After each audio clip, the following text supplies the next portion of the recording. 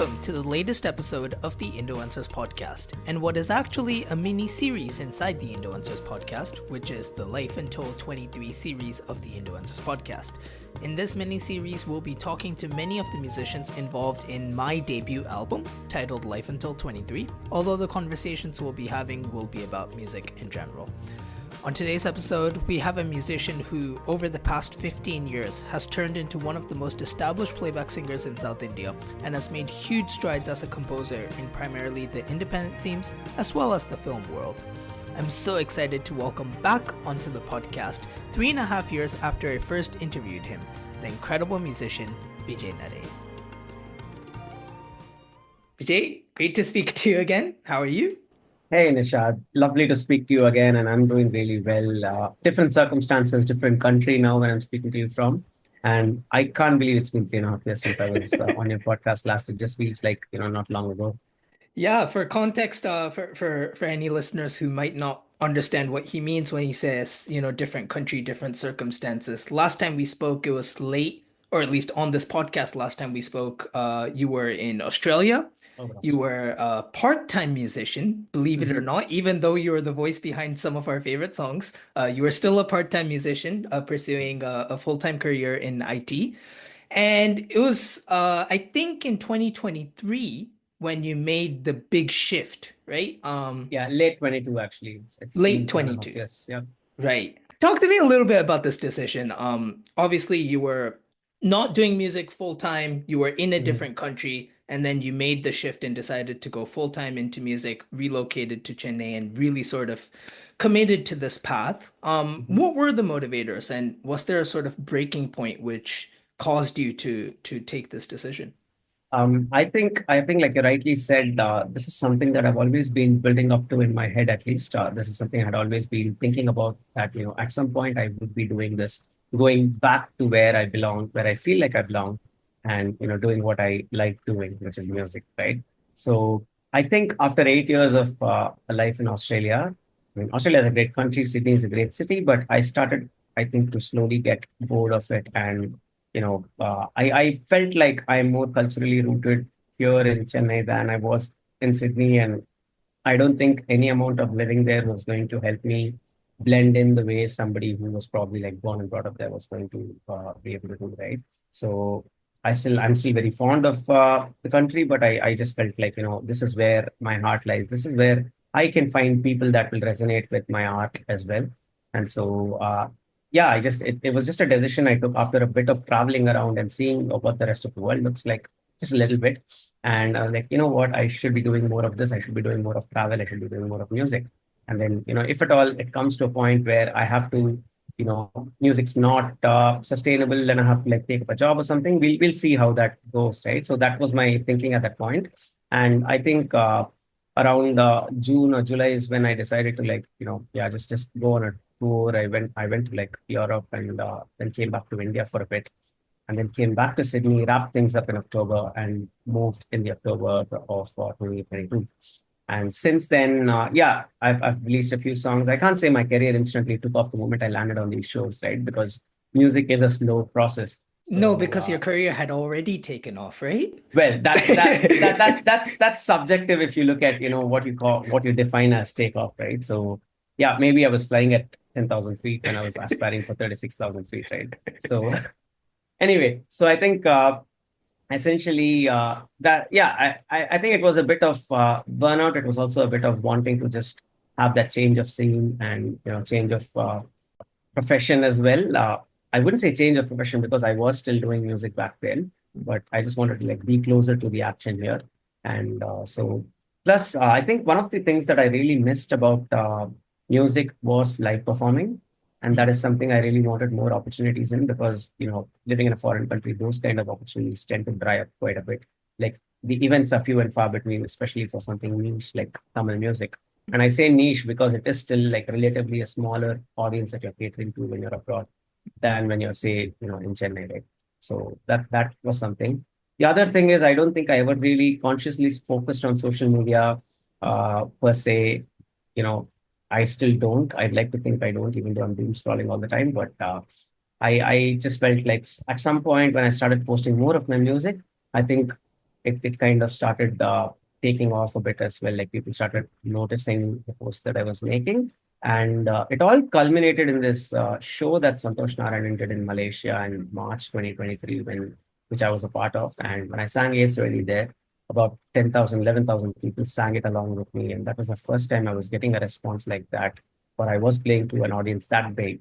And I was singing my song, right? Like basically, I wasn't like doing a cover. I was doing like, this is a song I've sung in the movies, and so many people know this. They're singing along, and that sort of was my aha moment where I was like, wow, yeah, I am a musician. I should convince myself about it first, and that is what will give me a lot more conviction. And that post was right on the back of that Malaysia show where you know this whole thing happened, and yeah, it was more of they call it like when you really want to do something, commit to it in public, and then you push yourself to like be more sincere with it. I guess that was one of my ways of expressing that. And I also wanted to announce to the world that hello, I am in Chennai. Please make note that I am doing music. So because I do love collaborating with others, I do love singing for other music directors and all of that. So that was something that I also wanted to announce to the world. And you'll be surprised to learn that even today I keep getting calls from like music coordinators or music directors themselves asking, "Hey, are you in Sydney or are you in Chennai?" So clearly, the algorithm needs to do more to pass that news around. So yeah, that's where it came from. Was there a reason it took, I say so long in quotation marks, but you were in Sydney for what, at least 10 years, right? 8 years. Eight, right. That is quite a few years to Yeah. sort of be outside the scene. Was there Mhm. any point in the middle where you seriously considered making that I step? I I did actually around the end of 2018 when I Mm. was finishing up a work contract. I was also working on the songs for a movie that I composed for Dagalti, and I think we Dagalti, spoke right? about this in that podcast like last time. So I did make a trip to India because I had just finished up a work contract and I was thinking about moving back then. So I came here, I scored the music, like the background score for the movie. And I was actually here till February 20, sorry, this was 2019. So in 2018, I worked on the movie. 2019 October-ish is when I moved, and the movie released in like Feb, I think, or early March, I don't remember. Uh, February, I think, 2020. And so again, I was renting an apartment in Sydney and I had to go vacate it. So I decided to take my parents along and, just spend a month in Australia, just, vacation there for a bit and then move all my stuff and come back to India for a bit. And then we landed on those shores, and within a week of landing there, the COVID lockdowns happened, and I ended up being stuck there with my parents for like another year at least. And so obviously that meant having to, and nobody knew what the music scene or any industry was going to be at that point in time. No one knew what it was going to be like. So I had to take up a job and basically just get back into the corporate world. Uh, but in a way, what COVID did was it also normalized working remotely and recording remotely. So I did end up singing a few more songs while I was there. Right. And I think one of the big sort of shifts for you once you made the decision to go to India was your involvement in independent music. Yeah. Because you were doing a little bit here and there Mhm. before that, but I think most people knew you as Vijaynarain, the playback singer. And you'd done a film as a music director as well. But the independent side of things really sort of took off once you came to Chennai. Did you have that sort of aspiration to want to do your own music even then? And was that part of the decision to move to India, or is that sort of more of a Um, consequence? Well, the decision, I mean, look, I have always wanted to put my music out there. I have always wanted to express myself as a musician, as a Mm. composer. And this is not something that started after I decided to come here. So this is something that I've always wanted to do. Like if you had known me, say in 2010 or 11, you would have known me as this guy who's like working on a few songs. He's like, looking out for lyricists and he wants to like, collaborate with people and put his music out. That really is who I was back then, and that is also who I am now. But it's just a longer process because I mean, I am also quite responsible for the fact that it's a really long process. Some of these songs that have been releasing off late have actually been composed several years ago, and a lot of my unreleased music is music that I composed when I was in Australia. So it deals with themes of displacement. It deals with themes of navigating a new town, even if you know the language. It deals with missing things about home and all of these topics, right? So And not necessarily all of these are like serious in tone as well. Like there are some funny songs as well about navigating your way around Sydney, for instance. So yeah, what did happen was around that time, independent music started picking up here as well. So I figured that this was a good time to start focusing on that and make a concerted effort to actually release music, like finish songs, because all of my songs I tend to like make 80% of the song, and then I just somehow loses steam simply because this whole conundrum of, okay, so what if I release it Mhm. as it is, what am I going to do to promote it? I am not backed by a label, so what's the point of it all, kind of a thing. Like it's more of an, it's not a healthy thought, but invariably I think all of us experience it just at the cusp of releasing a song where, okay, so what next? What if it doesn't get 1,000 streams in like a week, right? So what am I doing this for? Am I doing this for the money, or am I doing this just because I want to create a body of work? And what I realized was it's not about the streams. It's about you know building that core audience. Because when I started finally releasing my independent songs, uh, a lot of people were listening to it, but there will always be a set of people who will listen to it again and again, and they will show up to your live performance and they will know your song. Even if that number is like 10 people initially, I think that is a really, really critical, part of your audience that you should cater to. And I realized that growing that number is what will eventually reap a lot of rewards for us musicians, because those are your fans that are going to, keep coming back for your music. So I started performing my independent songs in my live performances that I was doing here. And that includes a lot of unreleased songs as well. And that way, there are a few people asking me about when I'm going to release the song that they heard at my concert. And that actually motivates me to finish these songs and release them. So this is the year that I've actually made a commitment to myself, and I'm making it now in public on your podcast, that I want to release at least 4, if not 6 songs this year. Let's see how that goes. Is there like you talk a lot about, finishing a song and sort of that barrier right before release, whether that be mental, whether that be logistical. Is it mostly the mental block that prevents you from reaching that final step, or is it something more logistical or something more to do with promotion, things like that? I think it's to do with both. I Hmm. would say mental, because I am not the kind of like, as a musician, I would rather just finish songs and put them out and not have to worry about what kind of catchphrase or what kind of reel hook I have to do to make this song work on Instagram, and how do I make this song reach people. But unfortunately, the reality of this is, if you don't have a label backing you and pumping in money into the promotions, you have to do it all yourself.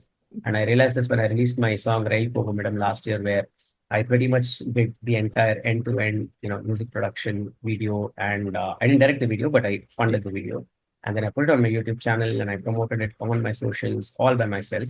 And that was, look, I enjoyed the process, but like I said, is that a role that I really want to be doing, or is it something someone else can do for me?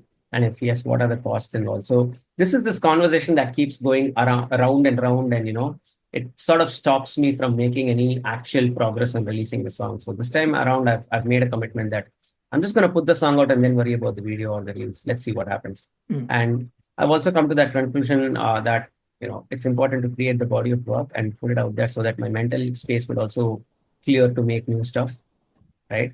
Uh, Rather than worry about the number of streams, because I honestly think we are in an unfortunate situation when it comes to streaming platforms and the asymmetry of power that they have vis-a-vis upcoming musicians. So I do not think, for us independent musicians, especially the kind of musicians that don't really want to necessarily do hit pop music all the time, Hmm. I personally don't think streaming platforms are our friend. But at the end of the day, they are a necessary evil, where people will still consume your music. So you just have to put it out there on all of that. So the moment you stop worrying about the numbers, you stop worrying about the money that you will generate from your streams, is when I think your mind will free up a bit more. And I say this very easily, but you can't, when you're putting in money into a song, you do want to at least make that back in break even. So Hmm. still haven't figured it out, but at this point, I'm just like, let's just release music. So that's what artists should do. You talked about, how when you're doing a song, but like yourself, when you're self-funding, when you're self-promoting, obviously you're sort of involved in that whole process end to end. In your case with Rael Bogomedam, I know you did the promotion, a lot of the promotions yourself, and you sort of had to, put it on your own YouTube channel, get traction Yeah. onto your channel and all that. Obviously, you've also done a song with a big label. You were part of the now massive Think Indie movement. You're one of the sort of seeds that really helped it Mhm. grow.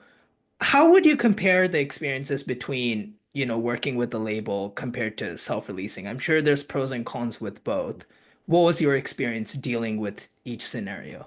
Look, working with a label, especially somebody like Think Music, it was actually a really smooth process. I have to give them credit where it's due.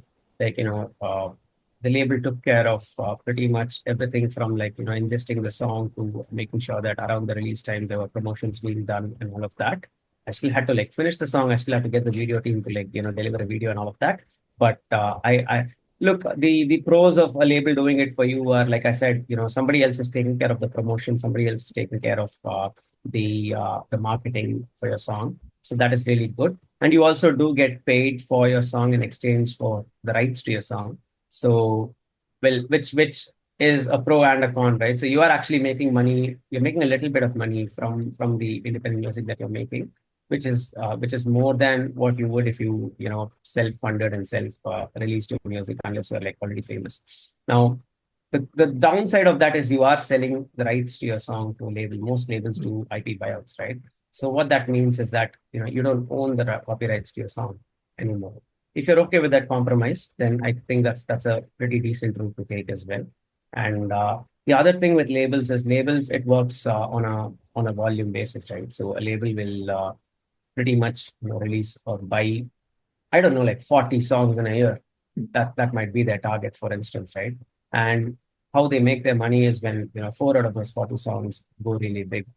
So that they will hedge their bets when it comes to independent music. So will your song necessarily get additional focus compared to like 39 other songs that they've got on their roster for the year?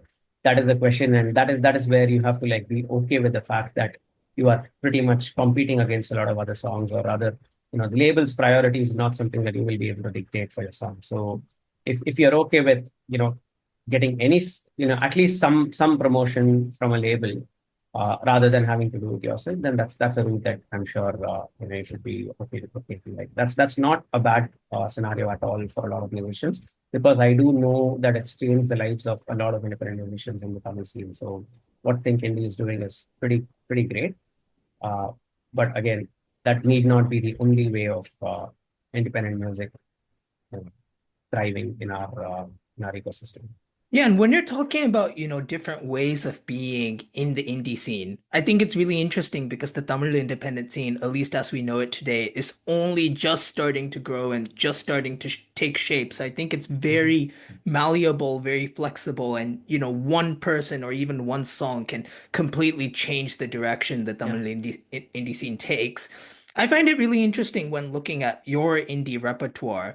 It's not a sort of typical indie artist repertoire in the sense I think with indie artists, whether it be in Tamil or especially abroad, I think it's very typical or conventional to have a sound and to stick to it, to sort of establish your niche and go down that road and go deep down that road. You've done everything. Kamakshi's this classical Right. thing, and they've got like a singer-songwriter road trip song in Rail Yeah. Pogumidam and Kaikettina, this whole band kind of thing. And with some of your upcoming songs, which you've put teasers out for, it's this whole electronic thing. Electronic stuff. Um, Yeah. so you're going sort of all around the spectrum. What do you see as like your vision for yourself as an indie artist? Like, who is Vijaynarain the indie artist? Or does that That, question even matter? oh, look, that's a great question because I have often wondered, do I have an identity as an independent artist? And, what is it that I want to say? And do I have a sound, like you rightly said? But I've also not been the kind of person to limit myself to one sort of sound. And I think that comes from listening to a lot of diverse music, even within Tamil music. Like, I grew up listening to A.R. Rahman. And let's face it, he was not an indie artist, but he pretty much, he was a multi-genre artist. So, that is really where I seek my inspiration from. In that, to me, it doesn't matter. what the sound of my music is, as long as, I'm not like heavily outsourcing the sound to somebody and therefore creating something that is not up my alley, right? So I do like 90% of the production work myself, and therefore, I am very much in control of the sound that I want in my song. So it's not like I do a top line and give it off to a producer completely. So in that sense, I still feel like whatever I do does have my identity in it. And on a given day, I might just feel like really wacky and do something that's got a tinge of electronic music in it. But on other days, like I might just make like sob rock or whatever, right? So I still think I don't want to be bound by sound per se. And I also wonder if I need to like build a particular artistic visual identity, which I know a lot of artists do these days, so that my face and the way I dress and all of that is associated with the music. But personally, I haven't felt that again, this is who I am. So it would be dishonest if I were trying to change how I look or how I talk just for the sake of creating that brand identity online. So if this is who I am, then I need to embrace that this is who I am, this is how I look, and this is how I talk, and this is the music I do. So I think I'm a bit old school like that, and it's like pretty much a film composer doing non-film songs that sound like film songs anyway. So maybe that's kind of what I'm doing right. So we won't see a Vijaynarain brand of Crocs anytime soon? You No, I'm never just know. joking. Once I decide to try Crocs, I might actually like think about that. Have you never tried Crocs? I haven't. I'm a Birkenstocks guy. Really? Oh, Well, mine wow. mine are at the end of their tether, so maybe the next jump might be Crocs. I mean, you've already gotten the, multi-track harmony part of Jacob Mhm. Collier, so it's only the feet that are left. You've got the voice covered. Yeah. But you were talking about, having a visual identity, and I think that's something you've worked on, especially by, making your own music videos with Rail Bogumidam and Kamakshi as well.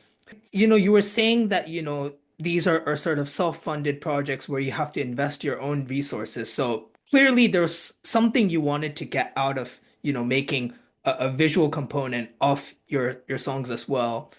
Does this have anything to do with, wanting the listener to engage with the song in a certain way, or perhaps deepening the connection between you and the listener through, publishing your form of creativity in a visual medium as well?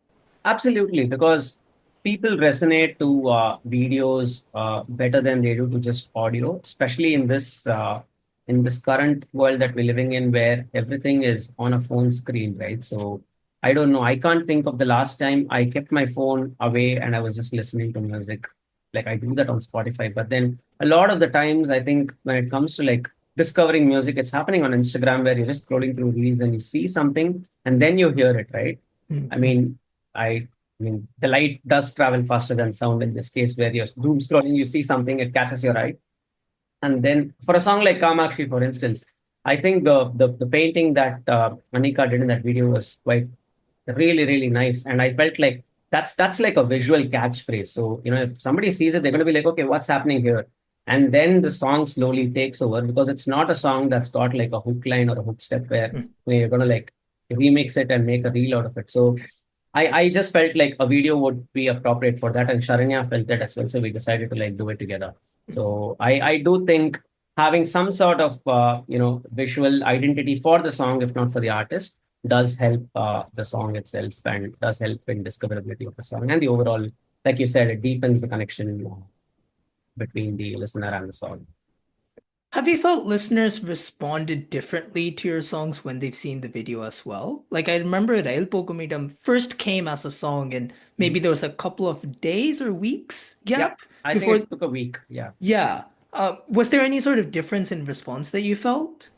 I'm not able to gauge if there was a particular like. I mean, look, in terms of the listenership, it was an indie song and it was slow to pick up and there was no like sudden spike of listeners. Mhm. But what happened was there has been a steady amount of listeners to this date for that song. So that is probably the thing that I would take away from it. And I did get a lot of compliments on the video and the way it was made. So I had a really good team making it, Vishwanath and his crew. So I do feel like it did. Matter that there was a video for it because I had an idea for a video for this because I felt like this was a song where it would be great to like, nudge the audience towards the mindset of travel and the mindset of, discovering oneself through travel, and which is what the song is about as well. So I just thought, a video would be really nice to have. So I haven't looked at the analytics, to be honest, to particularly give you any insights on if the video necessarily spiked the listenership, but I'm sure it helped in Mm. some way. Yeah, and once you got to Chennai, we've been talking a lot about your indie music, but I think another big side of what you've been doing as an indie artist is not just your releases, it's also your live shows. Yeah. And it's not just, being a part of someone else's live show, which you were in the case of several Santosh Narayanan's shows. You've also headlined your own Yeah. shows and sort of sold out shows with your music and also primarily your own sort of compositions as well. How has that journey been over the past? I think the first one was last year, Last year. maybe. Yeah. Yeah, last Last year. year. Yeah. Around this time, I think it was April last year. That was when I announced my first marquee show, like Vijaynarain Live. Right. And because, look, like I said, I wanted people to realize that, this song that you know and you've been humming, I am the face behind that song. I'm the guy that sang the song. So that disconnect is still there for a lot of the songs that I've sung. So it was a no-brainer that I would be performing Karkural Kadave or Nanyar or, Maya Visay or Ace Really in my concert. I mean, of course, Ace Really now a lot of people know, but all these other songs, right? So that is something I wanted to establish that, hey, I am the guy that sang these songs and I'm doing a show. So please come to the show and, you know, watch me perform these. The other thing was I don't think I had established myself enough here as a live performer since coming back. So I wanted to do that as well. And thirdly, while all of this was happening, I had like a, I could decide how long my show had to be. So I decided on a 2 hour show, and I saw it as an opportunity to also slowly feed my independent music to my audiences. So by then, Kaiki Etnada and Rail Pogum had released. But then I also performed like at least six more indie songs in that set. So I had about 50% indie and 50% film songs in that set, and I did not I didn't consciously do any covers of songs that somebody else had sung in my show, except I think like a medley of Mora Sanya and Afri Afri because I just really liked that, right? So, uh, and I honestly wasn't expecting the kind of response that that particular show got. Of course, it helped that Santosh Narayanan guested, but even otherwise, I was quite surprised that the show sold out Mm. and people were talking about the show. They were like, contacting me about the show for like months afterwards, and a lot of the independent music resonated with them as well. And more than anything else, I had the pleasure of working with a lot of fantastic musicians to put that band together. So be it Naveen Napier or Akshay Yashodharan or Vikram Vivekanand and who else was there? Sid on Sid. the keys. Yeah. Yeah, Siddharth on the keys. So all of these guys, because I'm a very I'm extremely anxious about how people would perceive my music, especially the independent music, when I'm like showing them songs that I've written but I haven't released and all of that. But the band instantly like took a liking to the songs and they were like super enthusiastic to arrange the songs as well. And when you've got a band that wants to perform your songs and they are actually actively involved, that really gives you like this motivation to do more shows and put that music out. So I have to also thank my band members for like showing the kind of enthusiasm they did. And since then, I've done like two or three shows in a similar vein. A couple of them were like mostly like 90% independent or 100% independent music shows. They were like smaller sets, but it was like a 1 hour set of just my indie stuff. That was received really well as well. And I did a very similar show to the April show this year as well, and that sold out, and that was a pretty good success as well. So I'm looking to take my live act to other places now. Now that I know that we have a solid set at the moment. But I think as and when I release some of these, that this is where I got the feedback about, oh, this song is really great, and I kind of know the lyrics now. But where can I find it online? And I'm like, well, it's still work in progress. I haven't released it, so I need to release my songs. Mm. When you say, you mentioned sometimes when you perform your own songs, there's that sense of anxiety. You don't know how people will receive it. Is that something that's sort of faded over time as people have responded to your songs more and more positively, or does that sort of, Absolutely. yeah? Absolutely, yeah. Yeah. I mean, you do know when something doesn't work because the audience will react to it in a way that will tell you that it doesn't work. I've been fortunate enough to not have any lemons thrown at me at the show. So and see, the other thing is every time I write an independent song, I have a purpose behind it. Even if I do not write the lyrics, I know what I'm trying to tell through the song. So it doesn't have to be anything deep, but I still know that, there is a story I want to tell. So I usually also talk about the song that I'm going to perform, or, I give a context to the audience on what the song is about. So there is an element of storytelling, which is really what I think I want to do as a musician. Basically, I want to tell my story. I want to tell through my music as well as, by explaining the songs. I just want to say, okay, this is what the song was about, and this is what I felt at the time of writing it. Sort of gives you like this intimate view into what went on in my head when I did something. And I think that is truly what artistic expression is all about, right? Because a lot of the times in film songs you don't get to do that, because there is a situation in a movie that's dictating why the song was written and the way you sang it. So I think with independent music it gives you a lot of freedom. So yeah, independent music is storytelling, and I want to be a good storyteller. And I think part of, storytelling and being a good storyteller is having that, as you said, that sort of intimate relationship with your audience, with your fans. And I think that's a stark contrast to what you used to have, which is, you'd just be a voice in a movie theater, but no one would know who you were. And the actual human being was sitting, in a firm in Australia Mhm. doing something completely unrelated to music. And now, of course, it's transformed a lot. I know you've taken a lot of effort to connect with your fans, whether it be through what's it called? That sort of private group in Instagram. I forget The what that thing's. broadcast list, Broadcast, broadcast that's the list. Yeah. one. But yes, the broadcast channel, and you have your newsletter as Yeah. well. Still waiting for the third edition, by the way. Thanks for reminding me about that. That newsletter is going to begin with an apology.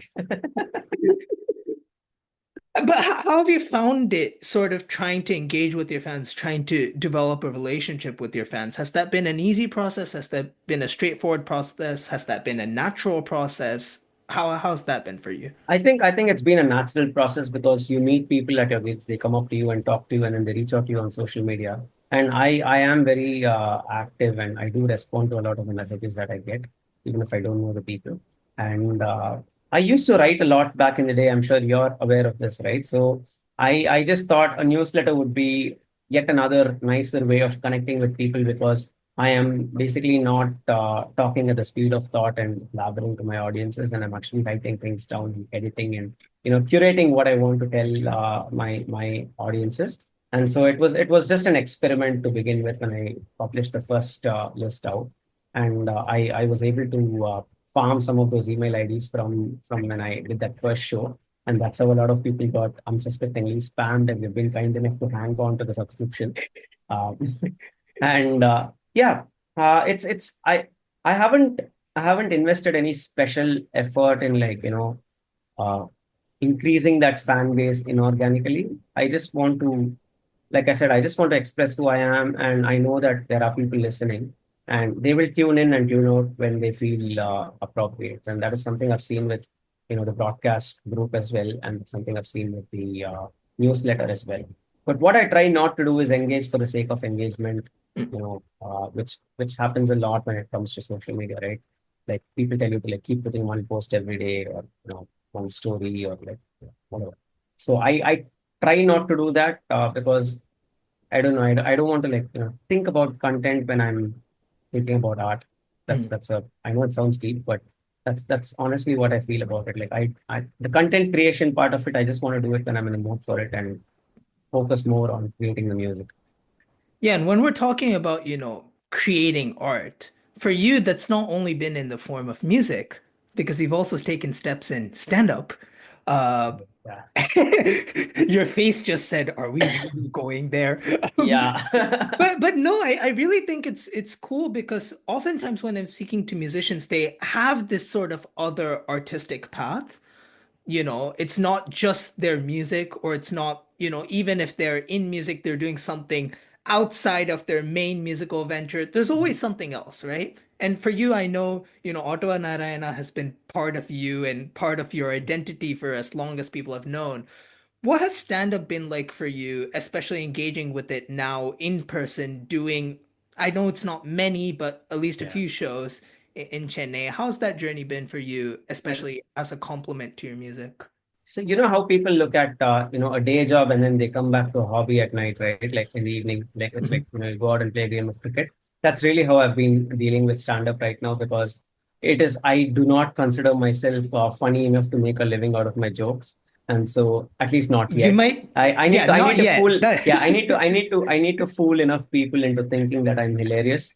And so till such time that happens, I've just been looking at this as something I'm dabbling with on the side. And when something comes up and somebody asks me to do a show, I'll probably go do it.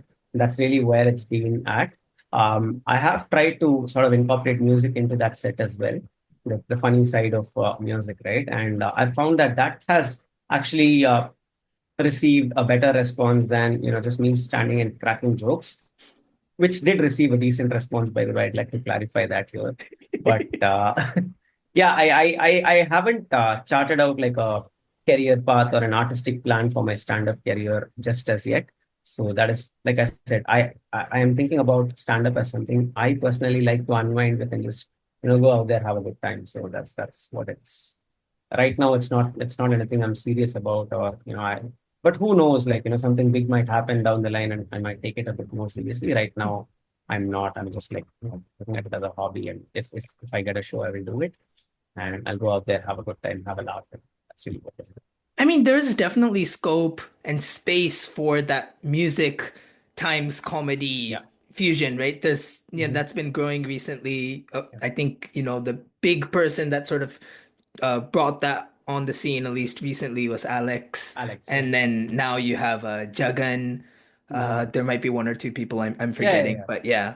Is I think something down that path something you think you fit personality wise in terms I of what do you want think, to do? yeah, I do think personality wise, I do have a, like a bent for that kind of humor where, I'm able to like make funny songs or incorporate music into the funny bits. I still need to structure it a bit better and, do some iterations on the content that I've got. And I haven't really given it a lot of thought and spent a lot of time, but I do feel like there will be, but with things like music and comedy, it really depends on the kind of mind frame you're in, and the kind of mood you've got at that point in time, right?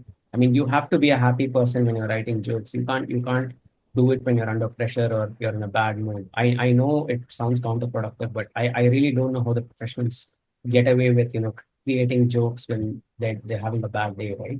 I mean, the common So perception is the best comedians are the most depressed, so you know. yeah, like look, you can be depressed and still have like, one good day where you write all your jokes. My point is like, you have to be in like a nice state of mind, at Right, least, when you're writing a joke, you come up with something funny, you should be able to laugh at it, right? right, So right. yeah, so I feel like there will be a space where, I will get there, and I'm not saying I'm depressed or anything. Sorry, I should have worded that better. But I'm just saying I am yet to tap into those phases where I am in flow when it comes to writing jokes or writing funny music. And when that happens, maybe I'll structure my content a bit better and present something and see how it goes.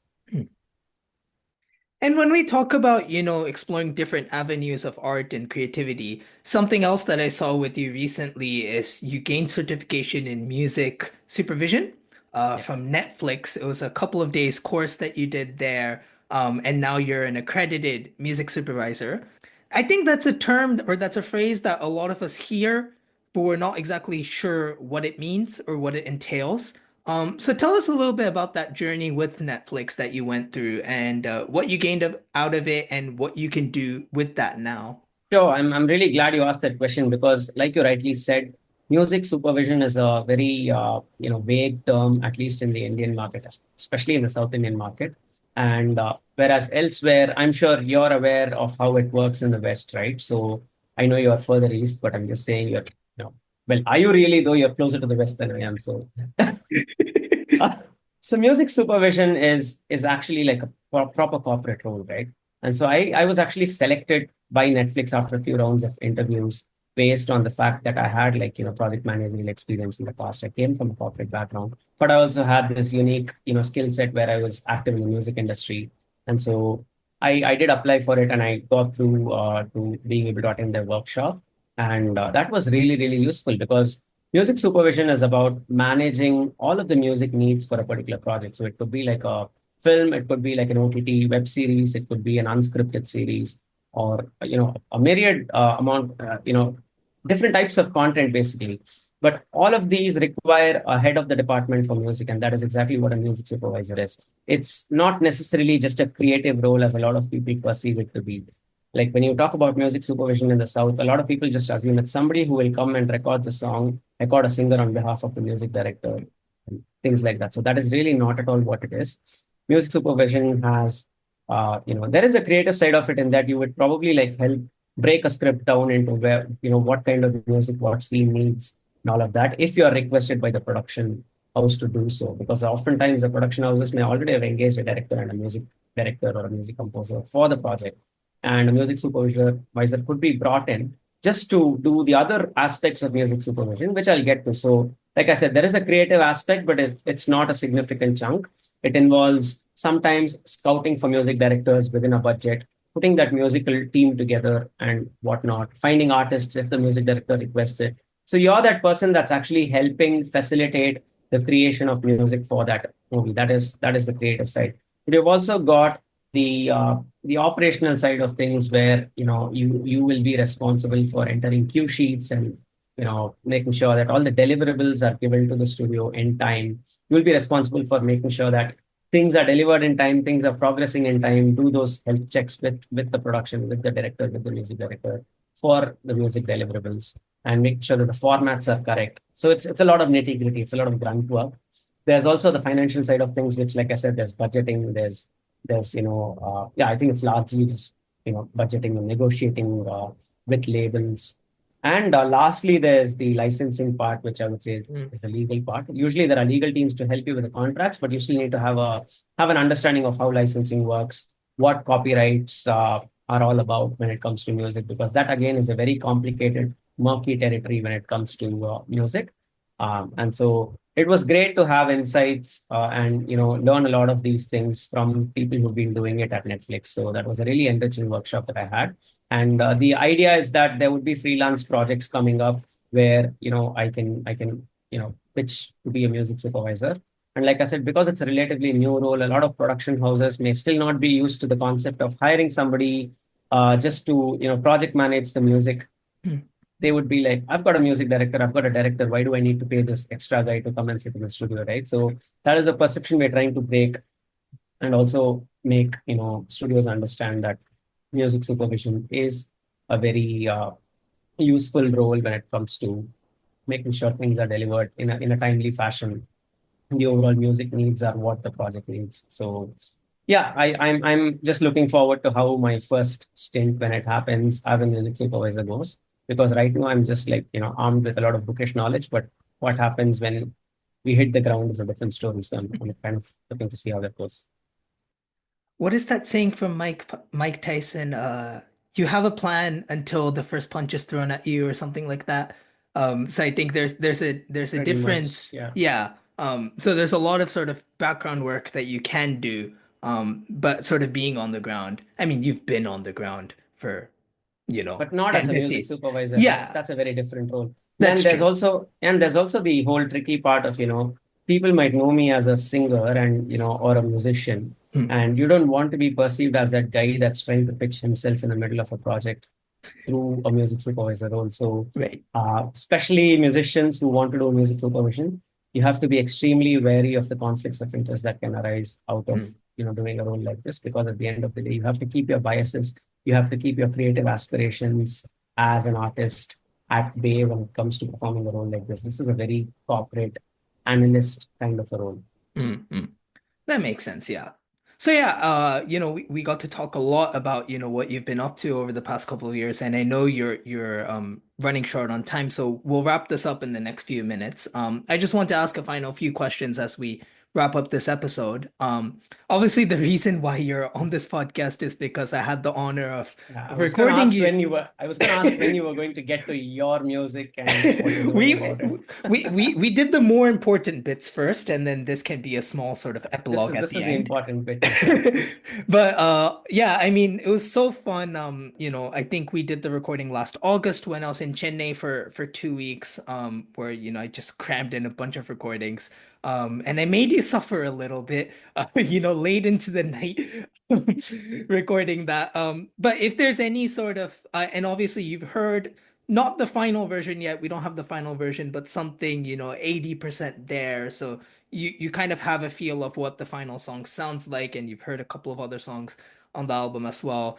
Do you have anything you want to say about, whatever you remember from recording it or anything about the song? Just the floor is yours. Yeah. Look, I don't think any song I've sung in the last few years has pushed my boundaries the way your song did when I recorded. And I'm not just saying this for the sake of this podcast. And you know this very well. I kept saying this in the studio as well. I still cannot fathom why, you chose me for this particular song. But I do see that, you've been really wild with your choices for your other songs as well. And I can see a pattern of, really wanting to break the mold there. So I'm actually really, really happy I sang this song. And I heard the version that you sent me like yesterday, and honestly, I hadn't heard my voice since I had recorded, right? So I went out of the recording thinking, oh my God, what have I done? Like, why have I signed up for this? So I was very surprised that this was like a very Carnatic song with swarams and all of that, and you were calling me to sing the song because I am very far removed from the Carnatic music scene.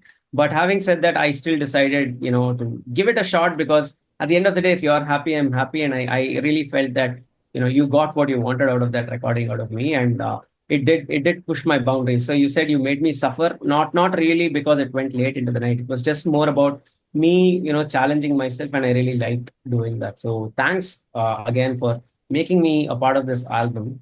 The other thing I wanted to talk about was the arrangements that you've done with respect to the electronic stuff in that song, right?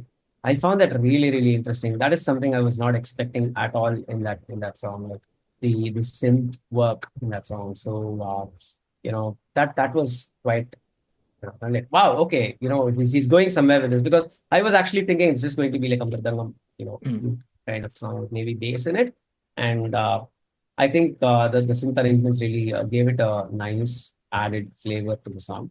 And I'm looking forward to its release. Now, I have a question for you, and it's a question that you asked me not long ago about Okay. artistic identity, Oh because gosh. I've heard the song that you released with Sasha and Shrikant, which I'm assuming is going to also be part of this album, right? Or is that a No, that's separate single? separate. Okay, Yeah. that's a separate single. Yeah. That's fine. I'm just saying that, bringing that song into this conversation for context. And then you've got this song. And then I heard the song that you've done with Satya Prakash, and that was Bruno Mars territory, if I may say so. And I did see an instrumental song with Mohini Day, which I'm really, really looking forward to listening to. Clearly, you're trying to break all sorts of genre boundaries with this album and say, hey, I'm not just this guy who's been like interviewing you guys for podcasts. I can do all sorts of music, and here's my work, right? And congratulations on putting this album together first and not worrying about the logistics and the mental gymnastics that we as musicians have to go through. So fantastic job on completing the album, because I think that is the biggest step in putting music out. Yeah. So what do you have to say for yourself when it comes to putting an album together with such a variety of genres and moods in like one album? Oh How my did that gosh. happen? You've pulled the Uno reverse card on me. I mean, there is a concept for this album. I don't know if I had an opportunity to talk about it to you when we recorded it, but basically it's sort of depicting, I guess, my life's experiences throughout. That's why it's called Life Until Yeah. 23.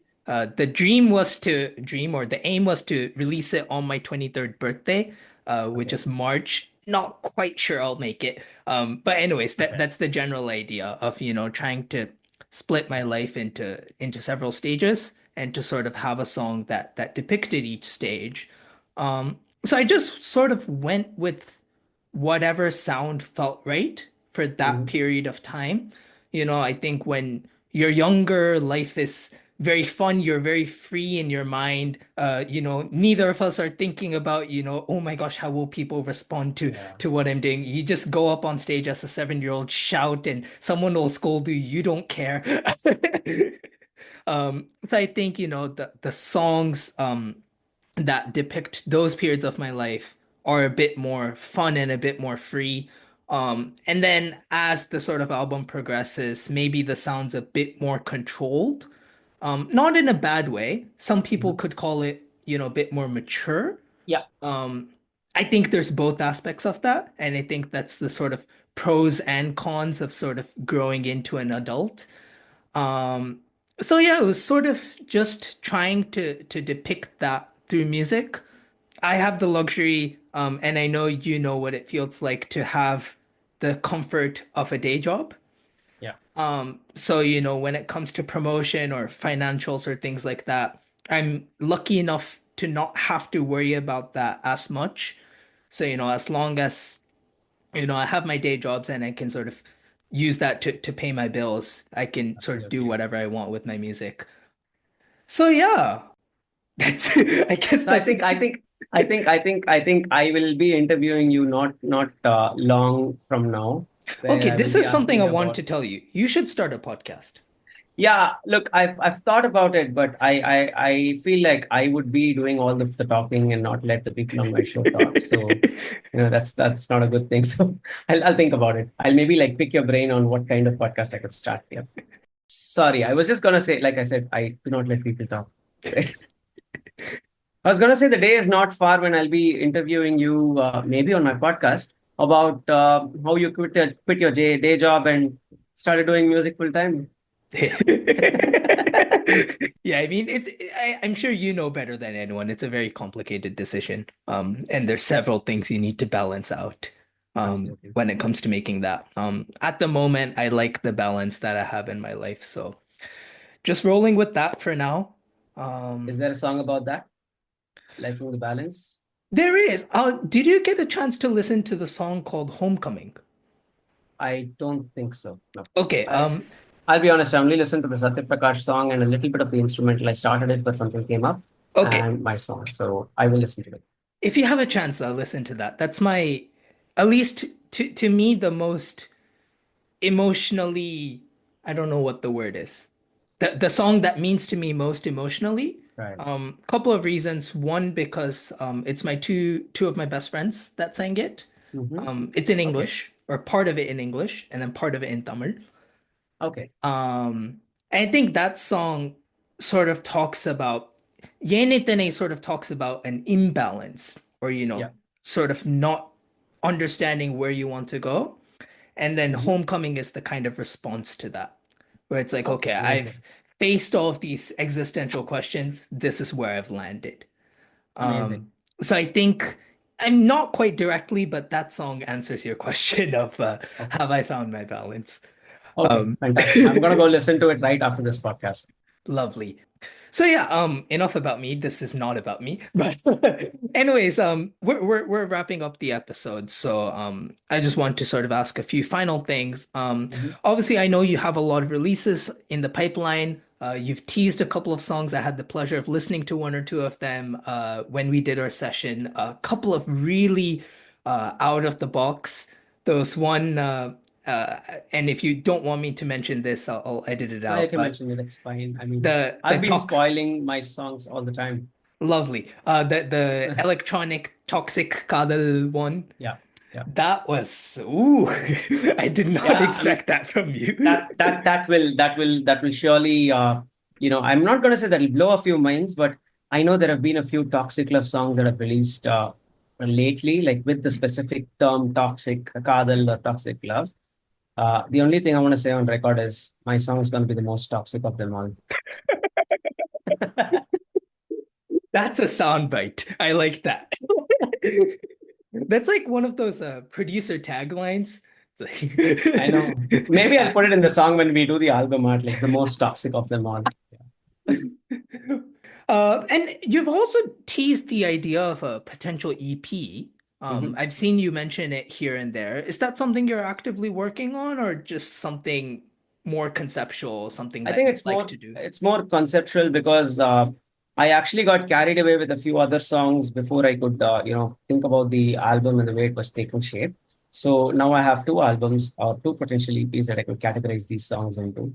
I don't know which one's going to release first, but if Toxic Love releases as an independent song with no label support, then that's definitely going into one of the two EPs. And and you know what the rest of the EP is going to sound like if Toxic Love's part of it. I mean, it doesn't have to. You can It doesn't have have to, but it will be a thematic EP. So it will be on love, I guess. hmm. Toxic love's definitely going to, like I said, it may not blow your mind, but you will find it toxic. Okay, well, I guess Am I supposed to say I'm looking forward to feeling toxic? I hope not. But anyways. Well, look, you made a breakup song. Yenithanai is sort of, this brooding, why did my lover leave me kind of a song, right? I think you should send toxic love to her now once it releases. Oh my gosh. No comment. Yeah. Anyways, yeah, we've had the opportunity to sort of talk about your journey, especially over the past few years. If people want to learn more about your childhood, go back to the first episode. First episode? Why did I phrase it like that? The Go back to episode my we first episode on your podcast Yes, because I've exactly. been here before. Yes, I believe I don't even know what number it was. That's fine. You can put it in the comments Show or notes. in the Yeah, yeah, yeah. description. Yeah. But yeah, it was so fun catching up with you again on this podcast. And I have to say, we've had a couple of opportunities to catch up here and there, and you've been a big sort of supporter of my journey. Whether it be, as a YouTuber, if I'd call myself that, or as a composer, and I'm really grateful for your support and for all of the encouragement that you've given me. It's only because of that that I'm able to do, an album like this. So a huge thank you for being a part of this journey. And I'll end this podcast with the question that I ask on every podcast. You may or may not remember what I ended our previous podcast with, but I'll ask it again to see how the answers have changed. And the Okay. question is, what's on your playlist? What's on my playlist? Before I say that, Yes. Nishad, you're a musician first and then a podcaster. Even if the order of how you released your content changed and it came with the Indoencers podcast, I honestly think you're a musician first, and I'm really really happy that you've put this album together. So I just want to wish you the best of luck for this album, and you will have my full support. As will as will you have the support of all of the other amazing musicians that are on your album. Not gonna drop names like more names than I already have here, but I know there are some incredible people who worked on this album. So I'm really looking forward to it, and all the best for that. What's on my playlist right now? I think I did this the last time as well. I opened Spotify. So I'm going to do Okay, that now. go ahead. I I've actually actually don't remember been, what you said last time. I'd have I've to go actually, back. I Yeah. don't either. And I've actually been, I was never a podcast person. And I've been actually listening, one of which is it's the history podcast, I think, with, sorry, it's called Dan Carlin's Hardcore History. And it's incredible. It's like 5.5 hours per episode, kind of a thing, but it's intense. I still haven't gone through like a single episode fully yet, but I've been finding it great. But look, what's on my playlist? Mehdi Hassan is always on my playlist. The old ghazals. Um, That you mentioned last time. I remember. I'm sure I did. He will always be on my playlist. Off late, I've been really tripping out on Kalingalal Kaidisei, and what an album, God right? bless you, sir. I will say on this podcast publicly, Kangaral Kaidase is the best A.R. Rahman album. Period. Mic drop. Okay. Yep. Do I need to say more, or we can end the podcast with that? All right, and I think Motomami by Rosalia. That's something that I've been really tripping on for the production. I think Offro or someone introduced me to Rosalia, and the music's it's very interesting. And as a composer, I think there's a lot of inspiration to take. You should probably listen to it because that is another very diverse album. Like it's a diverse set of songs and genres within a single album. So maybe like check it out. Wait. And did I say Kangalal Kaidese and Ratchagan? Because I absolutely love Nenje Nenje from Ratchagan, and that's a song I've been looping off late as well.